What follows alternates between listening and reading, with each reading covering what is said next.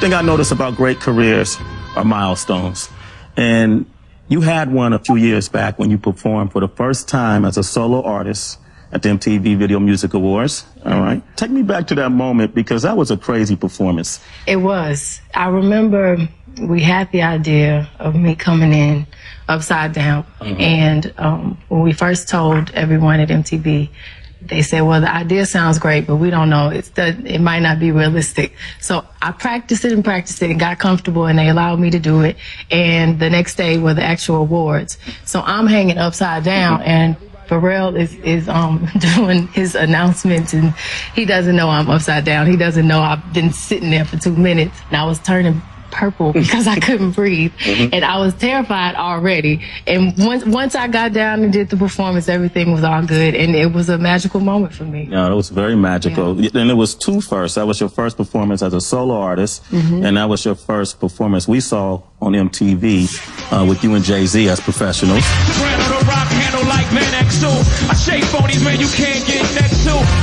Now that could have went either way. That could have flopped, or that could have hit big. Yeah. Were you guys concerned about that? No, not at all. I don't even think we thought about it. It was not rehearsed, or we weren't nervous. We just did what we do. You have a record on your album called Upgrade You. And Jay's featured on that. And that record is interesting. When I heard it, I thought about the dynamic of Jay-Z and Beyonce, because when you first did Me and My Girlfriend on Jay's record, it was at a time where I felt like Destiny Child, though they were still popular, the street cred was wavering a little bit, okay? And Jay was the king of street cred. But you also brought mainstream exposure and pop exposure to Jay, and it worked. When y'all did Crazy in Love, it just went to a whole nother level.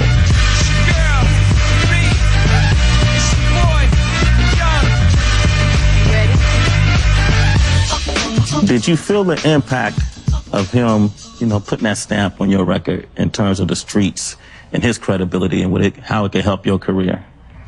Well, when we worked together, we weren't thinking, okay, let's do this so you can help my career, so I can help your career.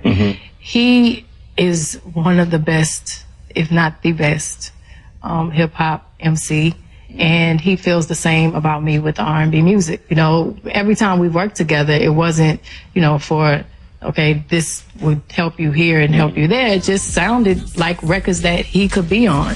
Who else could have rapped on Deja Vu? Who else could have rapped over that beat in Crazy in Love? At least in my opinion, only Jay. And he felt the same with the songs that I was on his records.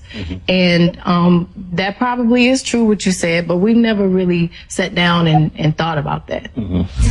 What's beyond debate is that in a few short years, Beyonce has catapulted herself into the music stratosphere with all the fame, fortune, and pressure that come with success.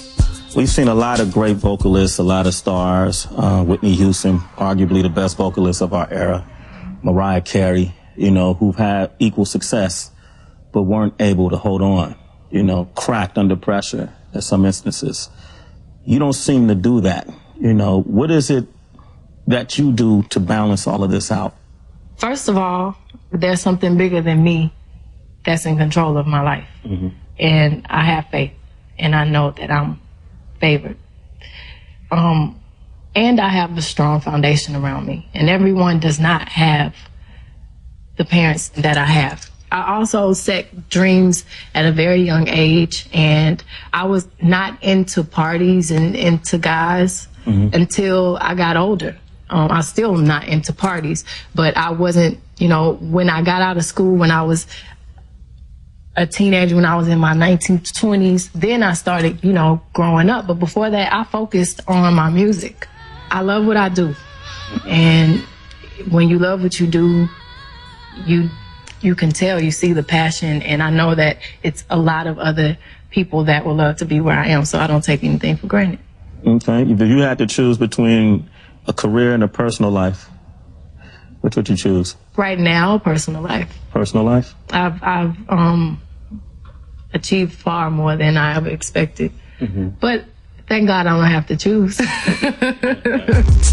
When we first met Beyonce here at MTV, one of your early interviews, you might have been 19 or 20. I'm very young. I'm 19 years old. You said that you hoped to do enough work so that you'll be capable of retiring at 30. By the time I'm 30, I want a certain amount of money in the bank, and I don't want to work. You still feel the same way? Yes. If you painted the perfect picture at 30, what would your life look like? Probably married, maybe kid or two. I don't think it's possible. I would love to have an Oscar, but that is the most ambitious thing. I have time for that. Do a movie a year, an album a year. Because if I have kids, I will want to be focused on being a mother and a wife, and that would be great.